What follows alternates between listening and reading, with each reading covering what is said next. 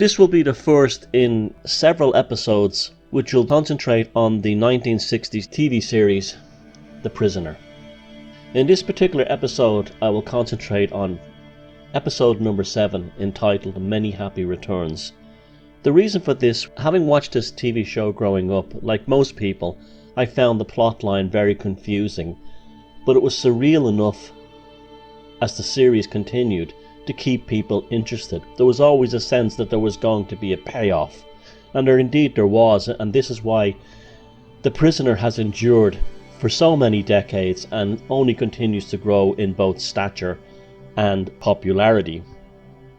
What makes Many Happy Returns episode number 7 special in this regard is it was the first wow episode. It opened up a lexicon that allowed people to understand, or at least pour their own consciousness and personal analysis into the meaning of the series. The ability of this episode to perform this function had a lot to do with the fact that it was shot mainly outdoors. And for the first 23 minutes there's absolutely no English dialogue. Sometimes in the earlier episodes, the overabundance of dialogue prevents the viewer from understanding or contemplating what's actually happening. By the time we reach episode number 7, that initial 23 minutes becomes something of a blank canvas on which viewers of the show were able to paint their own personal meaning of what The Prisoner was about, and what number 6's character really represented within that powerful opening segment.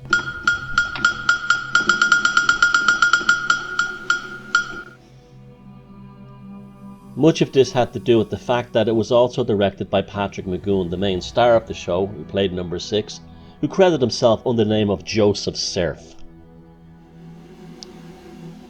As I just mentioned, the lack of dialogue is the episode's real power.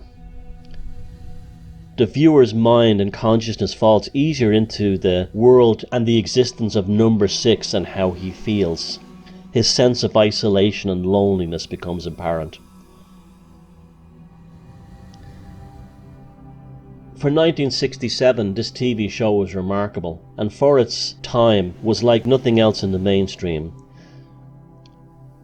The Prisoner is the 007 of the psyche, while James Bond himself was the 007 of testosterone and the ego. The counterpart that this played to the James Bond series of movies during this era, where The Prisoner went more internal within the overall context of the British spy story, added to its phenomenal power and longevity.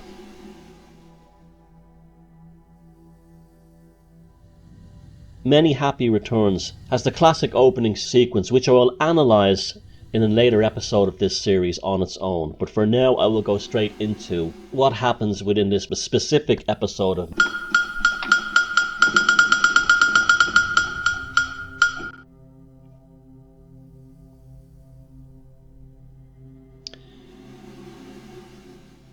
Number 6, played by Patrick McGoohan as ever, wakes up, finds there's no water in his taps, and the radio is off.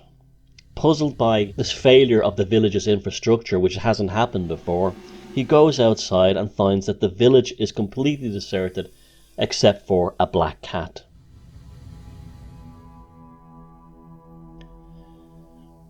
He appears to be alone, and on further exploration only discovers that indeed the village is abandoned. The rest of the citizens are not there. He climbs to the top of the bell tower and rings the bell, and there is no response.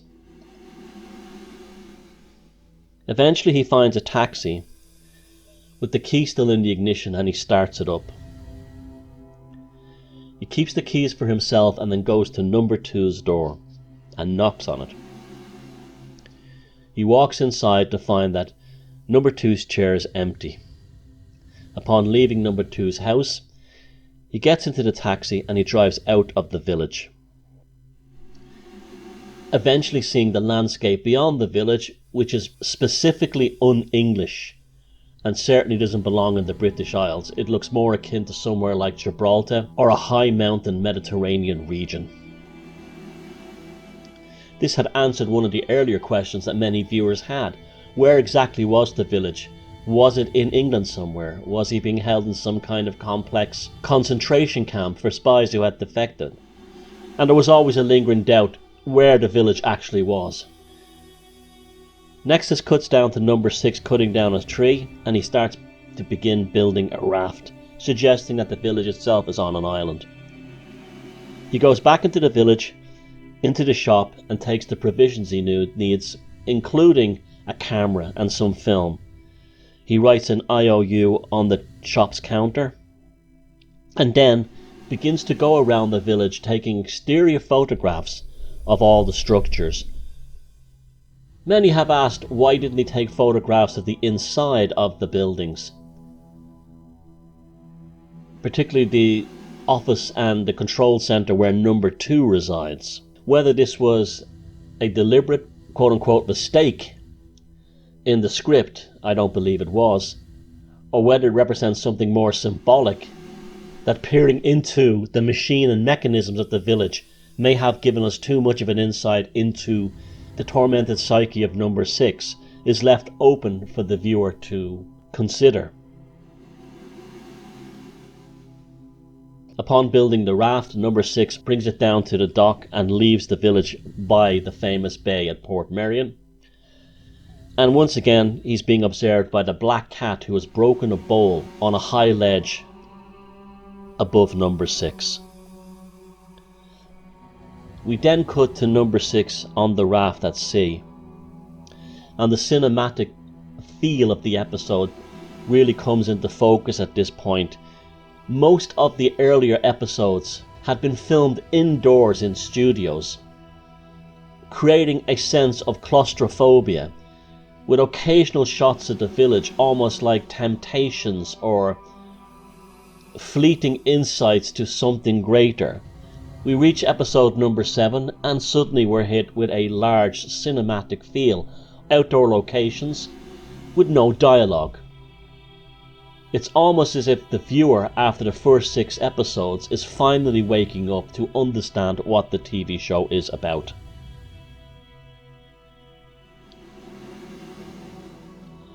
While at sea, number 6 takes out his camera. He checks that the film of the pictures he's taken of the village is safe and places it inside a plastic bag to keep it waterproof. Then, by magnetizing a needle taken from the shop in the village, he makes a compass in order to find direction, course and heading. He also has a journal.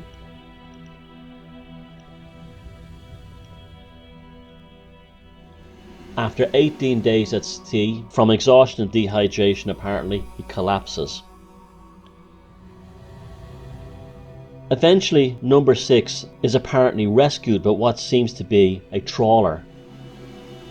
But after taking all his belongings and provisions which he had not used, the trawler skipper dumps number 6 into the sea, leaving him to drown. Number 6, pretending to have been unconscious, then grabs onto a rope hanging out of the trawler and crawls up upon it. Exploring the ship in silence and secrecy, he prizes open a crate to discover that this in fact is not a trawler catching fish, but these are gun runners.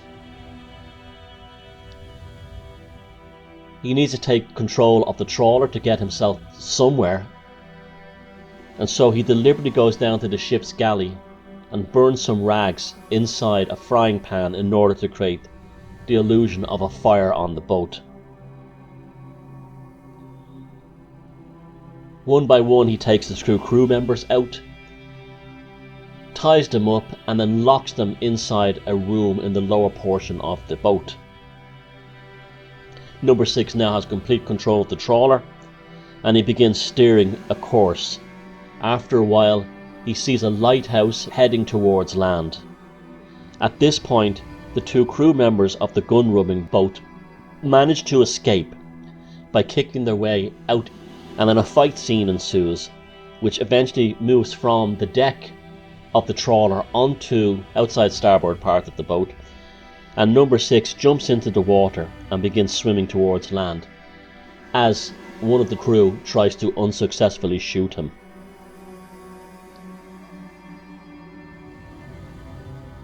The next scene cuts to number 6 on a rocky beach on the south coast of England, but he doesn't know it yet.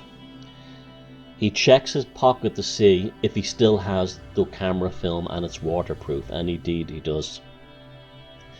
He makes his way to the top of a cliff and encounters a man who's walking a dog, and the first dialogue we hear in English is, "Where is this?"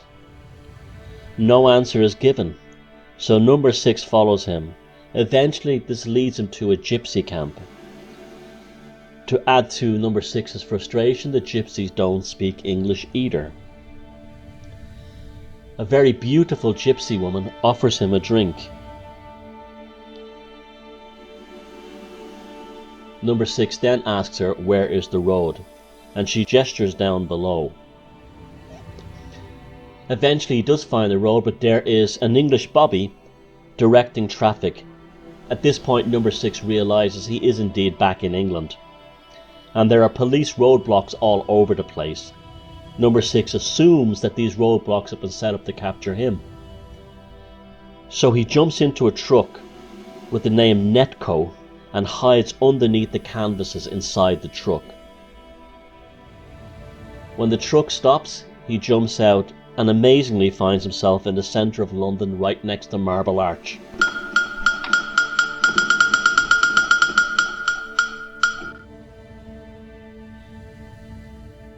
The next segments are number 6 walking through London until he eventually arrives at his own house. It appears that his entire life has been replaced by a female counterpart. He discusses the details of his car which he had built, which she is now driving, and she invites him in. She announces herself as being a Mrs. Butterworth, and her late husband has passed away. Number 6 merely refers to himself as an exile, and then further lies by saying that his real name is Peter Smith. He then tells her, "This was my house."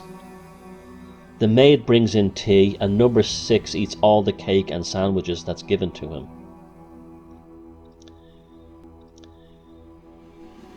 After further describing the details and the historic nature of the house, number 6 asks to see the lease logbook and finds there is no proof of his residency or ownership of the home there. Mrs. Butterworth suggests that he cleans himself up before he goes to his seniors and lets him have a suit belonging to her late husband, as well as his old car. Number 6 then drives across London to meet his superiors. He shows them photos of the village, and they are extremely skeptical about his story, at least on the surface, pretending to be skeptical. He gives them a copy of the village's newspaper, the Tally-Ho, and tells them how the village, in terms of its administration, culture, and abilities to control the citizens. Again, there is great suspicion among number 6's superiors, but at the same time too, they're intrigued by his story and can't merely shrug off that he's lying or making this all up.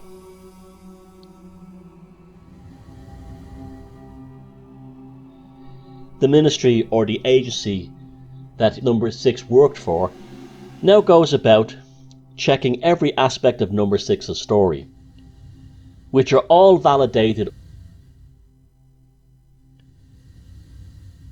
They calculate that number 6 was 25 days at sea, and they determine through backtracking his course, direction and time at sea that the island where the village is located resides somewhere between Portugal, Spain and Morocco.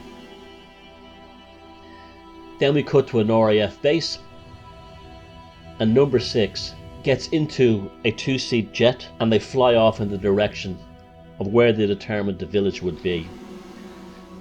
Eventually, after some time, the village is spotted from the jet.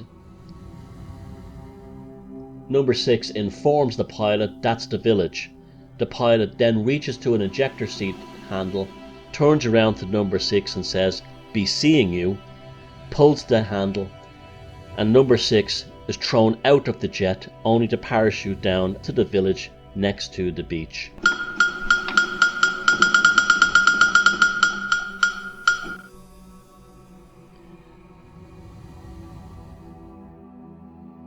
this part becomes more confusing because as he arrives back in the village, it's still deserted except for the black cat. He enters into his house, and then the plumbing and the electrical wiring begins working again. Mrs. Butterworth enters in with a birthday cake. Mrs. Butterworth, aware that it is number 6's birthday, as he had told her the previous day before in London, then announces many happy returns.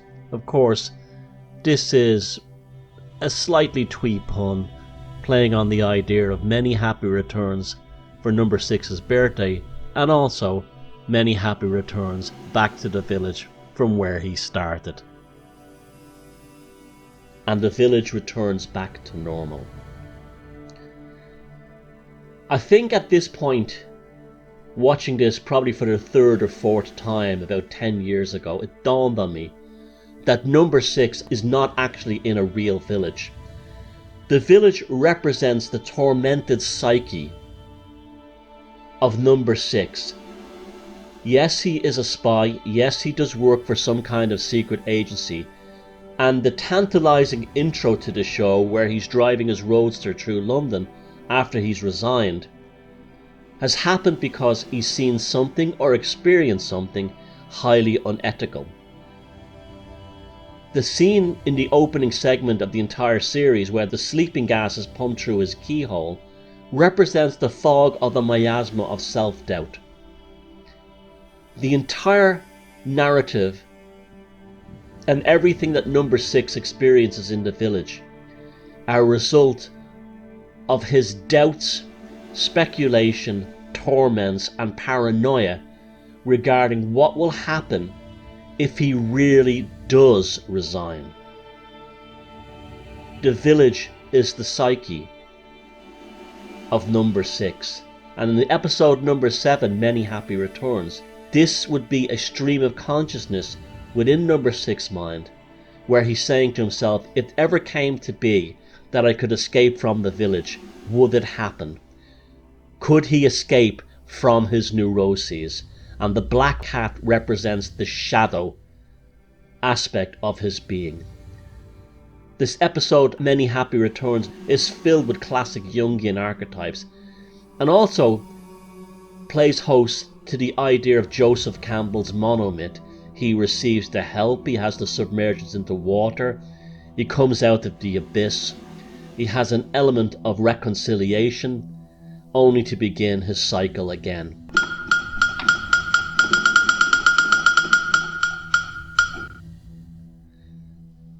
Many Happy Returns, episode number 7 of The Prisoner, was the key to the series in terms of myself and others understanding it. In many ways, we came to see that all of us are number 6, and indeed, in the 1980s, when he was asked about who was number 1, Patrick McGowan referred to it was the self. And when the initial number 2 states at the beginning of the series that they want information, what they want is for number 6 to be in formation. You are number 6. We all are number 6. And therein lies the answer. Number 6 is all of us wrestling with our own conscience. Be seeing you.